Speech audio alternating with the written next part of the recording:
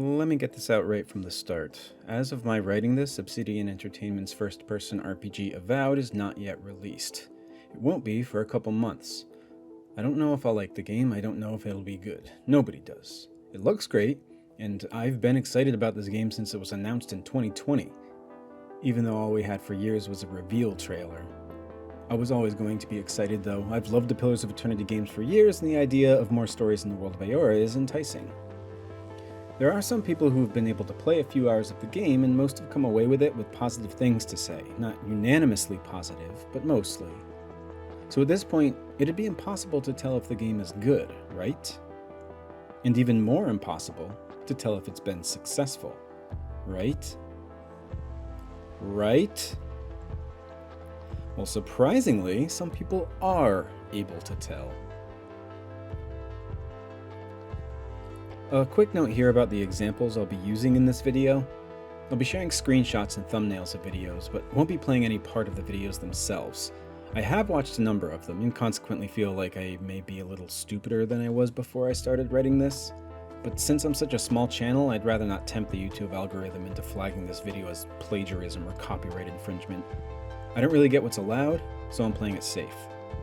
Same goes for game footage. If it's my own, I'll play it. But if I don't have footage of a game, I'll show screenshots of something related. Because of this, the bulk of the footage will be from my lore through of Pillars of Eternity. I obviously don't have footage of Avowed, so at least I can show something related. Okay, that's enough disclaimers. Back to Avowed's failure. Where does all this knowledge come from? How do people know that a game that won't be released for 2 months will be bad? Simple. They saw a screenshot of character creation and noticed that the player will get to choose their pronouns when they make a new character. You heard it right. The player can check a box in character creation that decides what pronouns other characters will use to speak with them. Yep, Avowed is the latest and greatest in the culture war that divides woke game developers and gamers who just want to turn their brains off and not have to think about things like pronouns and women's chins. And in this culture, it's often said that a woke game is a bad game. But hold up. I hear you yelling that it's not just that you get to choose your pronouns. What this means is that game developers are more concerned with making their games woke than they are with making a good game. You see, it's not the pronouns, it's what they symbolize. It's really easy to look at these arguments and laugh them off as ridiculous or sarcastically echo them like I've been doing. It's easy and fun. But I'd like to take them seriously for this video. What is all this actually about?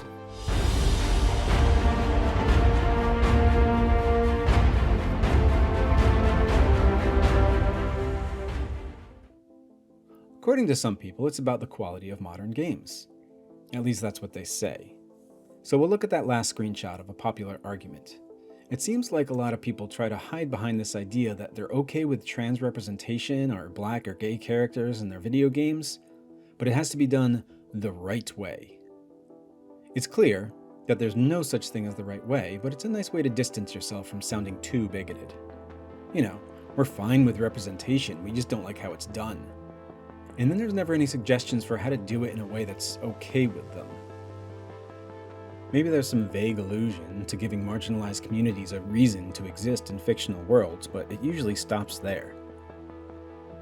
But if the worry is really about developers spending more time on making games woke than making games fun, how do you reconcile these two opposing viewpoints? How can developers spend more time making their games fun while also spending extra time on justifying the presence of black or trans people in their games? Of course, the answer is simple. Just don't include those people in your games and you won't have to worry about it. So a single argument in, it's already clear that it's not about making games fun. It's about making games pander to a cishet white male audience. If you're not one of us, then if you want in on video games, you just have to accept that you're playing games made for us. Still though, let's keep going. And yes, I'm saying us because I fit squarely into that specific audience. An argument that when I heard for the first time I actually sympathized with is using more modern vocabulary in a fantasy game could ruin immersion. Specifically, I heard this in relation to Dragon Age: The Veilguard, where I think a character refers to themselves as non-binary. I thought there wasn't much harm in asking writers to come up with their own world-accurate terminology for what we call non-binary. However, upon seeing more and more discourse about the game, it's clear that this is a bad faith argument that some people do make in good faith.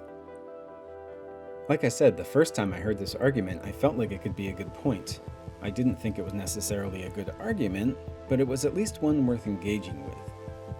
However, even if it does break immersion to hear someone use the word non-binary, it doesn't break immersion more than a tutorial message popping up or button prompts or any number of small to large glitches. I also heard arguments from some non-binary people who are grateful to see some representation of themselves in a video game. Namely, Stephanie Sterling of the Jimquisition and Robin Bea, I'm sorry if I'm pronouncing that incorrectly, who wrote this article for Inverse. That alone is enough for me to be fine with any tiny immersion breaking I might feel in a game. But as so many of these things go, what seems to be a genuine argument at first turns out to just be another bad faith argument when it's parroted over and over again. Here we have a very specific breakdown about how non-binary can't exist because they don't have the same math system as we do. That's a lot of words dedicated to explaining why they prefer the erasure of non-binary people. We can also return to the argument that spending time to include trans and non-binary representation is supposedly a sign the developers didn't spend that time to make the game fun. If, in order to include a non-binary character in a game, you also had to create a language and lore about how characters in the world talk about them, doesn't that take a lot more time away from making the game fun? Insisting on this is just another way to erase non-binary people, and while I don't blame you if you found something worthwhile in this argument, after breaking it down to its parts, it's easy to see just another supposedly legitimate concern obfuscating the same hurtful critique. And that's not the only way people in the anti-woke crowd insist that they just want proper representation while ignoring the fact that, in their eyes, no representation will ever fit their idea of proper. To illustrate this, let's look at the inclusion of Gloomhaven on the, official list of woke games. You too can find the Steam group and attached list of woke games if you search for it. If you're unaware, woke is a general term for progressive ideas about society and/or politics. We'll get to a more specific definition of woke games in a bit. The listed reason for wokeness in Gloomhaven contains overtly pro-DEI, which is diversity, equity, and inclusion, messaging. Out-of-place diversity in a medieval setting. The scoundrel class is a woman of color. Multiple other units are people of color with no explanation as to how such diversity exists. First off, the word medieval is in quotes in this description. This would imply it's not the list author's words, but rather someone else's. However, in looking at the official description of the video game and the board game it's based on, they never claim the game takes place in a medieval setting. It's an understandable assumption to make. It's a sword and sorcery setting with a pretty medieval-looking town as its center, but putting medieval in quotes means I'm not calling it medieval, they are. And the word medieval has implications in the real world, namely that it relates to the European Middle Ages. This implication is what the list authors need to say there needs to be an explanation for why such diversity exists. The scoundrel and some human NPCs are people of color, and in a setting in which real-world people are largely, though not solely, white. The game's designers, according to this list, need to include a reason for why they live in this world. But again, the people who are claiming this is a medieval setting are the list's authors, not the game's designers. The world of Gloomhaven is home to humans, yes, but also original fantasy races like the Inox and Vermlings. Why does there need to be lore about why people of color are included in this world? So this woke games list first implies that the game is canonically medieval with the inclusion of quotes, but it doesn't even matter if the designers did say it was medieval. It's a fantasy world. They get to decide who exists in their fantasy world. And to wrap up Gloomhaven, we can also go back to the common statement that it's not just about forced diversity, but that the designers are spending time on making sure their game is woke rather than making sure it's fun. If the designers need to spend time on writing lore for how people of color exist, isn't that even more time needed to spend away from making the game fun? And if they write lore for people of color, why then don't white characters also need lore? Because whiteness is assumed. Everything else is an outlier. according to the anti-woke crowd anyway. Let's take a quick look at some of the other games on the woke games list. Before we do that though, I just want to point out that the top hit aside from Reddit threads, if you do a Google search for woke games, leads to this site, which according to the site's creator is for comedy purposes. However, even though it's for comedy purposes, it is based on an actual list created not for comedy. This site comes straight from a Google Sheet file, and the description column in that site is, as far as I can tell, verbatim from the Google Sheet. We've already seen that games can be infected by the woke mind virus, an actual thing people have actually said seriously, due to the pro-LGBTQ+ messaging and the presence of people of color. But here's the complete list of things that can make a game woke. Pro-LGBTQ+ messaging, pro-DEI messaging, pro-climate action messaging, pro-communism or socialism messaging, pro-abortion messaging, pro-pedophilia messaging, pro-immigration messaging, pro-transhumanism messaging, anti-Western society messaging, anti-human messaging, anti-colonialism messaging, anti-capitalism messaging, anti-heterosexual messaging, anti-patriarchy messaging, anti-white messaging, anti-family messaging, anti-free speech messaging, anti-gun messaging, and etc. Now, a cursory glance at the list of woke games based on these criteria seems to show that a majority of the games labeled woke are labeled such due to pro-LGBTQ+ messaging. I mean, it's most of them. A search for anti-gun contains one result, Spyro, in the not recommended section, and one result, Subnautica, in the informational section. The informational section is for games that have, according to the list curator, woke themes present with subtle, no specific messaging. Searching for anti-capitalism results in 2 hits for the informational column and 9 hits in the not recommended column. Pro-climate results in 13 in the informational section and 21 in the not recommended section. Pro-LGBTQ results in 261 in the informational section and 736 in the not recommended column. The only category that comes anywhere close to that, and it's not that close, is the pro-DEI category, which results in 48 hits for the informational and 179 for not recommended. Most of the others don't even have hits in the double digits. These numbers alone show that the anti-woke crowd is more about hating LGBTQ+ folks than they are about any other kind of messaging in games. I'll also point out here that they seem especially concerned by the T part of LGBTQ, so trans and non-binary people. I'm still going to keep using LGBTQ though, because there's almost 1,000 games in the list that have pro-LGBTQ+ messaging, and I don't know how many of those have pro-gay/lesbian messaging and how many have pro-trans messaging, and I want to make sure I'm not leaving games out. However, I feel fairly confident in saying that most of the games on this list are labeled woke due to trans and/or non-binary characters specifically. Maybe I'm wrong though. Before we get to a couple specific examples, I just wanted to point out that one of the criterion for woke content is pro-pedophilia messaging. God damn, there are games with pro-pedophilia messaging? Well, according to the woke games list, no there isn't. There are 0 hits for games with a pro-pedophilia message. But it's still on the list of what can make a game woke, so that anyone who sees this list of qualifiers can then make the assumption that woke developers are somehow pro-pedophilia, even though there is literally 0 proof of that according to the list's curators themselves. On to a couple specific examples. I feel like I could literally spend an entire day looking at the list of woke games and laughing about how ridiculous it is, but we'll keep it short here. First, let's take a look at a game labeled woke for some reason that does not include pro-LGBTQ+ messaging. I have to find games I've played, so let's take a look at the entry for Hardspace Shipbreaker. The description column reads, contains overtly anti-capitalism messaging. As the story progresses, the player character becomes more actively involved with a union fighting against the corporation they all work for. Okay, that's actually fair. I love the game, but if you're pro-capitalist, which I am not, I could see how the game's pro-union approach would turn you off. But it's also not subtle. The game makes no qualms about its anti-capitalist message and is still a very well put together game with obvious thought and care present in every aspect. Moving on to the informational section.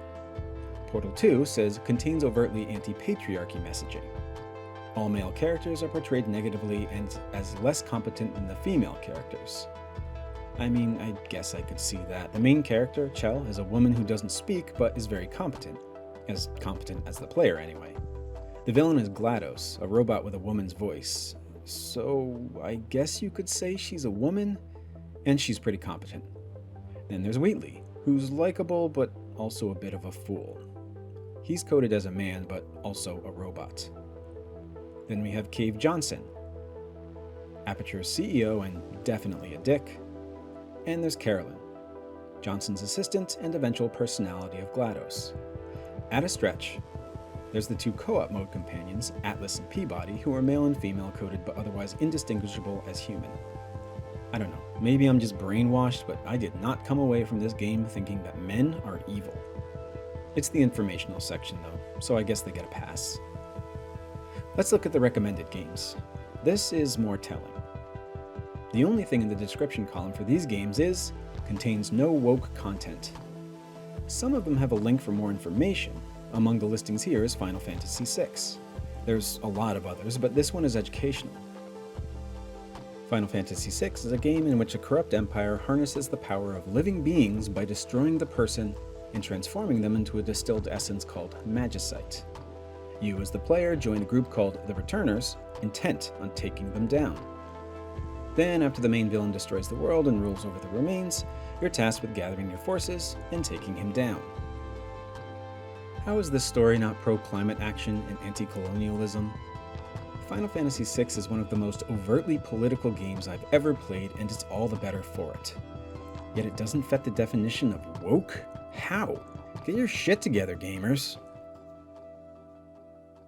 Other games that are somehow not woke are Final Fantasy XIII and Alien Isolation, games with female protagonists, Beyond Good and Evil, a game with a woman of color as a protagonist, Frostpunk, a game set in a world of endless winter due to human actions, and Pillars of Eternity. More on that later, among many others. I don't really know why these games aren't woke, but my guess would be that quite a few of these were well loved before anyone thought to put this list together, and so including them as woke would be sacrilege, and so they decided to ignore the very obvious wokeness in these games.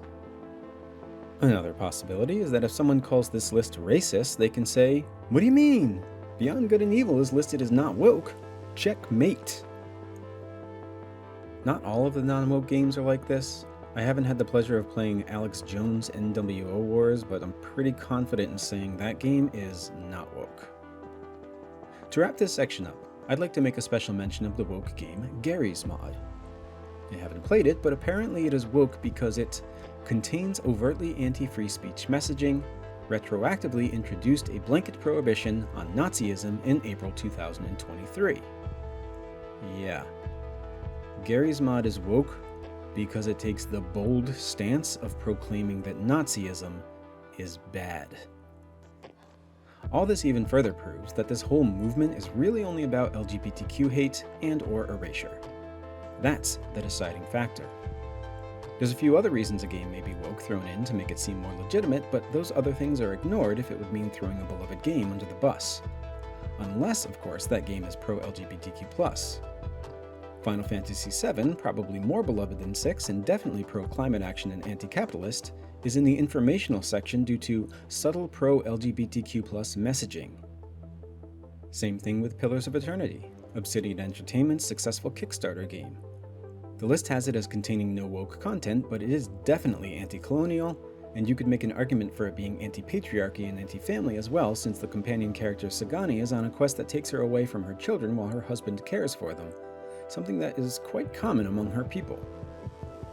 Which brings us back to Obsidian Entertainment's Avowed, a game that, to reiterate, is not yet released. Also, I will not be making any judgment about the game either.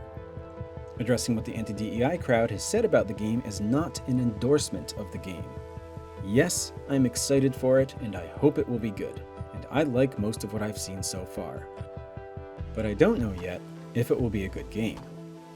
There are a few people who've gotten to play a good portion of the opening area, but beyond that, no one knows yet if it will be a good game. None of this, however, has stopped the list curators from labeling it as a woke game due to overtly pro-LGBTQ+ messaging and pronoun selection. Professional grifter Mark Kern, who tweets under the name Grums, has pointed out a screenshot from the character creation screen that has a pronoun checkbox. That alone is enough for the game to be labeled woke, and for many to claim its early failure due to said wokeness. Elon Musk himself has chimed in here to say that pronoun choice has no business being in a fantasy character creator. I also want to make sure I say that this content is easily ignorable. You can, in most games with character creation and probably in Avowed, create a character with traditional male characteristics and have people refer to that character with he/him pronouns. Ditto for traditionally female-looking characters. So what they're mad about is that some people might make a trans character for themselves to play as in a single-player game. But that's not what they'll say. They'll point to the pronouns, yes, but also a litany of other proof the game's supposed implosion, mostly regarding Avowed art director Matt Hansen. As is so often the case in these cases, this supposed controversy includes a 4-year-old tweet dug up in an effort to shame and silence a person who is pro-LGBTQ+, and in favor of pro-DEI hiring practices. Now, I don't know the order of events here, and it's hard to figure that out. I believe what happened here is Kern tweeted his rejection of all games that have a pronoun selection, Musk tweeted in concurrence, and Matt Hansen, Avowed art director, tweeted, or skeeted as Blue Skyers love to say, to share that he was overjoyed he could piss off Elon Musk. Now, I applaud this action of Hansen's, but some people who don't necessarily care about wokeness in games have said it's distracting from the game's release. I don't really think this matters, though. Anyone who's going to be upset about Hansen's message was already boycotting the game because of a checkbox in the character creation screen. Whatever you think about his message, though, this meant that the anti-woke crowd now had a target. And what is more anti-woke than digging up a 4-year-old tweet of your target? So, here it is. Reminder to Black artists out there who are looking for portfolio review or job advice. My DMs are open, and you will always have my priority. Got too many crusty white dudes in this field. Please let me help you replace me one day. I want to go back to living in the woods. It is staggering how much time has spent shitting out videos and news articles about how Hansen hates you, and this signifies not just the end of Obsidian, but of Microsoft. Of course, they'll also pay lip service to his much more recent unhinged rant on Blue Sky that was 4 or 5 posts making fun of Musk and Kern. Before I dig into this 4-year-old tweet, I want to make it unequivocally clear that I liked Matt Hansen before all this, and I like him even more now. Anybody who's made it a goal of theirs to piss off Musk is all right in my book. Now the tweet. Speaking as a fellow crusty white dude, I recognize the last 2 sentences are jokes. Like, I know he does want to see a more diverse array of artists and designers in games, but I don't think for a second that he hates me, a crusty white dude.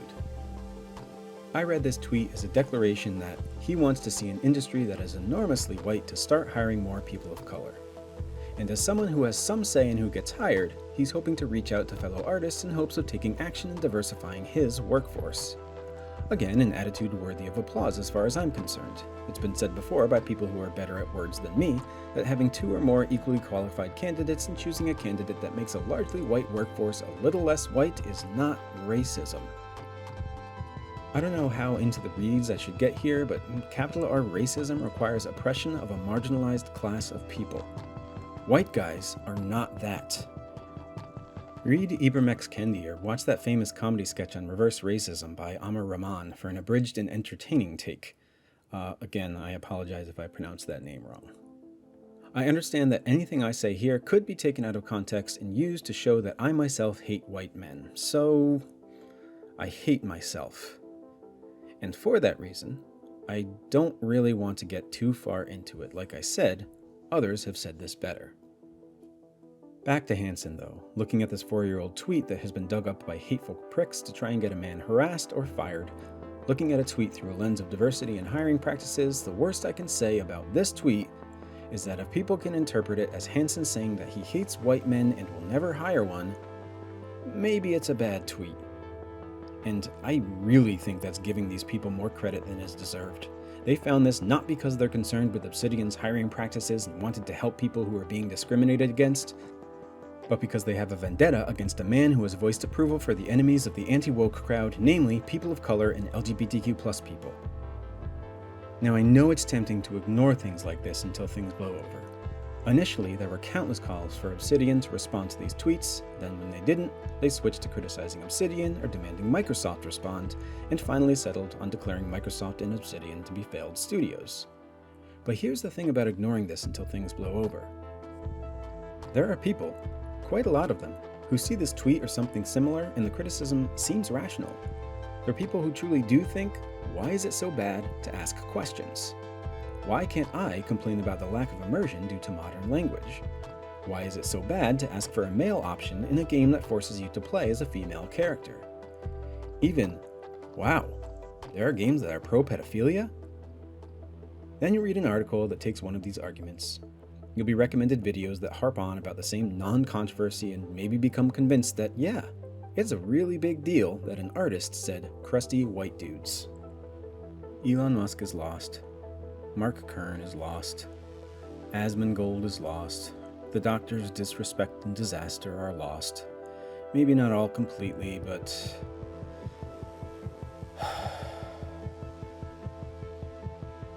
I've let controversies slide before thinking they'd go away, and they usually do, but there's always the next thing. While the specific controversy about Avowed might be in the past, though I doubt it, the game still needs to be released, there will be another controversy in a similar vein to these. Witcher 4 and Intergalactic don't even have a release date yet, and there's already quote-unquote controversy surrounding the game's protagonists. And to someone who hears a single controversy and thinks it sounds reasonable enough, it's easy to imagine that a person finding videos that parrots this response until they're being recommended all the most prominent expounders of hate and being convinced there's some conspiracy against gamer masculinity or whatever. I've spent years cultivating a feed of recommendations that align with what I enjoy watching, and viewing a few articles and videos for this video has already started to seep its way into my recs. And part of the side effects of all of this is the obfuscation. Maybe there's some legitimate criticism in how games write trans, non-binary, or non-white characters. There definitely is, actually, but you're not going to find it by listening to the Outrage merchants. You might find an actual criticism, but you won't find a nuanced argument. If a single checkbox in a game that isn't out yet can spawn this many videos and hot takes from a certain subset of people, the algorithm is going to start pushing those videos to people who watched the first one just to see what all the fuss was about. So even though I don't think videos like this one I'm making now will ever change the mind of the aforementioned Outrage merchants, grifters, and Elon Musks, maybe a viewer who watched one of their videos out of genuine interest will also see this video or something else like this video. But of course, there aren't nearly as many videos on this side. For one, it's much easier to make a reaction video and scream into a camera for 10 minutes about a checkbox than it is to do some actual research. And while I definitely did a fair bit of research for this video, this is not my job, so my time is limited. There are people who are doing much more research and making excellent videos that broach these topics, but all that time means the release schedule is much more sporadic. Sean's excellent video about the so-called outrage behind Stellar Blade came out 7 months after the game's release date, and it's relevant beyond just that game, but there's no comparison to the tens of people who can release a yelly video within a day of these non-controversies. So I do think making this video is worthwhile. I'm a tiny channel, but who knows what the algorithm will push. There is also something to be said for the black and white opinions these things tend to bring out. So many people who play video games will love a game and then get unreasonably upset when a single reviewer doesn't love it as much as they do and gives it like a 7 out of 10. It makes sense to me that people who react that way will assume a small detail in a game that isn't out yet means that the game itself is doomed. There's no in-between. A game is either an abject failure or a perfect work of art. As I hope is clear, this outrage at woke games is not in the interest of actually making games better. They can include this list of things that make a game woke and lend it an air of legitimacy, but a quick peek behind the curtain reveals a campaign of hate against LGBTQ+ people in general and trans and non-binary people specifically. This is a campaign to make games straighter, whiter, and more male-focused. A single trans character in a cast of cisgendered characters is too much. They want every character in a game to be either a muscly white dude or a buxom anime lady, and any seemingly legitimate criticism is all in the name of achieving that goal. Even the fact that they'll scream about a game that isn't released yet is part of that ploy. Returning to Avowed, if Avowed is successful, then they'll just move on. Like I said, the crosshairs are already on Witcher 4 and Intergalactic, among others. And Baldur's Gate 3's enormous success didn't shut them up, though they were quick to call it a failed game before release. But if Avowed is not successful, then huzzah! Proof that woke games are doomed to fail. Either way, they win. Media criticism is important, but what's happening right now in games is not criticism. There is definitely some excellent criticism out there. It's just not found in the woke games curators list or anyone who's currently screaming about woke games. So if you fell for a criticism from the anti-woke crowd, I don't blame you. I have too. Hearing a criticism without the context can easily confuse people. But I challenged myself here, and challenge you, to look into criticisms that seem too easy. Can it be boiled down to a single sentence? Then look for more. What's behind the criticism? Is it as legitimate as it first seems? And importantly, if the criticism is about something like trans or non-binary representation in games, then find out what trans and non-binary people are saying about it. Chances are you'll find something much more nuanced and thought-provoking than anything we've seen from the Outrage merchants. I have a feminist frequency poster that reads, "Be critical of the media you love," in large letters. I've probably had it for 10 or more years, but it's still just as relevant today as it was then. Pointing out something's flaws does not mean you hate that thing, but it is always important to seek out the larger context as well. None of these single examples alone is proof that the entire list is bigoted, but examining the whole, it's easy to see the pattern. One last example. When Final Fantasy XVI was released, people rightfully pointed out how white the cast was. Then the Outrage merchants got a hold of it and made videos about how the woke left was crying about white characters, so let's laugh at them. Again, zero nuance. I love Final Fantasy XVI. It's extremely fun, and the characters are interesting. The voice acting is incredible, and the story, while it tends to dwell in misery for much of it, is intriguing. But it's also extremely white. Whiter than The Witcher 3. And this is weird because it's a game that takes place over 6 different kingdoms, and one of them is even Middle Eastern in appearance, though the people there aren't. It really stands out. Maybe the DLC has some color, I don't know. That was short, but I just wanted to provide an example of a game I love while recognizing its flaws, and I'm certainly not crying about it. It's okay to point out flaws in a thing you love. Some people really don't like Final Fantasy XVI for its whiteness or other reasons, but it's okay if someone doesn't like a thing that I like. Bad reviews of a game you like are not proof of a conspiracy, and including trans characters in games is not proof of a woke mind virus. There's so many great video games being made these days. That has, unfortunately, come at the cost of big studios who look for the next big thing and invest in thousands of developers who later get laid off because the game wasn't big enough. In that environment, I do applaud anyone who pushes back against the outrage or tries to do something innovative. I feel like it could be too easy to try and please everybody, but that almost always leads to lackluster games. So I hope games keep taking risks, keep innovating, and stick to their vision and don't compromise their values. The people running the big companies only care about the bottom line, but the people making the games often just want to share their passion with the world. And the people playing those games are happy to share in those passions, and they deserve to experience stories and characters that reflect their own human experience, no matter who they are. As much as a loud subset of gamers would like you to believe that video games are supposed to be only for them, video games are for everybody. And games can only improve by expanding their horizons and reaching out to the entire human diaspora, not just the ones who yell the loudest. Thank you for watching. I don't usually do this at the end of my videos, but as I'm sure you can imagine, this took a lot of effort and it took a lot out of me, so I just wanted to go over the normal YouTube jazz that people do. So I really would appreciate any likes or subscribes if you did like what you saw. I also appreciate any comments, any suggestions or clarifications. I would love to hear from people. And I also wanted to just plug my Ko-fi account. I don't think I'm a big enough channel to do this or anything like that, but I figured why not set it up. So if you do have a little bit extra and you feel like this video was worth it, then you can go to ko-fi.com/centigraphs and just drop a few bucks to me there. I would appreciate it, but even if you can't do that, I really do just appreciate you watching, and I hope you have a good rest of your day whenever it is you happen to be watching this. Bye again, and thanks so much for watching.